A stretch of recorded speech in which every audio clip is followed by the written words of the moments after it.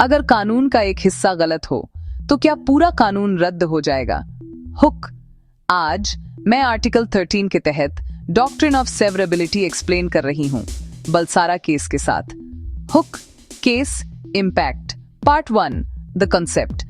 Article 13 कहता है कि कोई भी कानून जो फंडामेंटल राइट्स को वायोलेट करता है वो उस वायोलेशन की हद तक वॉइड है।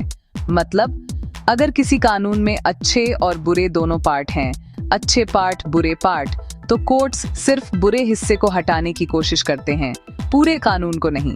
यही है डॉक्ट्रिन ऑफ सेवरेबिलिटी, अनकॉन्स्टिट्यूशनल को कॉन्स्टिट्यूशनल से अलग करना और जो काम करता है उसे रखना।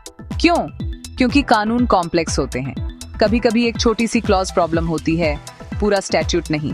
तो कोर्ट पूछता है अगर हम ऑफेंडिंग पार्ट्स हटाएं, क्या बाकी अभी भी सेंस बनाता है और जैसा सोचा गया था वैसे ही काम करता है? अगर हाँ तो उसे बचाओ, अगर नहीं तो वो कानून या उसका बड़ा हिस्सा फॉल कर सकता है। Part 2 the Balsara example, state of Bombay VIFN Balsara 1951। Quick context, Bombay prohibition act ने शराब पर रोक लगाने की कोशिश की, प्रोडक्शन, सेल, पोजेशन, कंजम्पशन पर। बालसारा ने इस एक्ट को चैलेंज किया, यह कहते हुए कि यह फंडामेंटल राइट्स वायोलेट करता है। Freedom trade. सुप्रीम कोर्ट ने पूरे एक्ट को थ्रो आउट नहीं किया, इसके बजाय जिन पार्ट्स ने राइट्स को अनरीजनेबली रिस्ट्रिक्ट किया उन्हें सर्जिकली रिमूव किया, खासकर लिकर रिलेटेड ओवररीच, बाकी को प्रिजर्व करते हुए। सिंपल टर्म्स में अनकॉन्स्टिट्यूशनल लिकर रिलेटेड बिट्स हटाओ, पूरे स्टैट्यूट को जंक मत करो। Key take away, objectionable provisions cleanly sever हों तो बाकी बच जाता है। यही है severability in action, precise, destructive नहीं। Part 3 why it matters. ये डॉक्ट्रिन कॉन्स्टिट्यूशन को सुप्रीम रखता है और गवर्नेंस को प्रैक्टिकल भी रखता है। ये फंडामेंटल राइट्स का सम्मान करता है और वर्केबल हिस्सों को बचाकर डेमोक्रेटिक लॉ मेकिंग का भी सम्मान करता है। ये लीगल केओस से बचाता है। सोचो, हर बार कोई क्लॉज मिसफायर हो तो पूरे कानून स्ट्राइक करना। कोर्ट्स जितनी प्रॉब्लम सॉल्व करते उससे ज्यादा क्रिएट कर देते।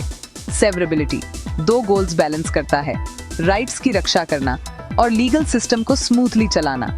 यह लेजिस्लेचर्स को बेटर लॉज बनाने को नज करता है। कोर्ट्स एक्सेसेस को प्रून करेंगे, पूरे घर को नहीं जलाएंगे। चेकलिस्ट, क्या बुरे पार्ट्स को कानून को फिर से लिखे बिना हटाया जा सकता है? क्या बचा हुआ कानून अभी भी लेजिस्लेचर के इंटेंट को दर्शाता है? क्या जो बचा है वह अपने आप में कंप्लीट और इन्फोर्सेबल है? अगर हाँ तो सीवर करो, अगर नहीं तो ब्रॉडर इनवैलिडेशन। रैप अप, तो आर्टिकल 13 का सेवरेबिलिटी रूल स्मार्ट एडिटिंग जैसा है। अच्छे सेंटेंसेस को रखो, बुरी लाइंस को डिलीट करो, स्टोरी को प्रिजर्व करो। बलसारा ने दिखाया आप पूरे लेजिस्लेटिव फ्रेमवर्क को व्रेक किए बिना राइट्स बचा सकते हैं। अब आपकी बारी, बुरे पार्ट्स को काटना बेहतर है या पूरे कानून को स्क्रैप करना?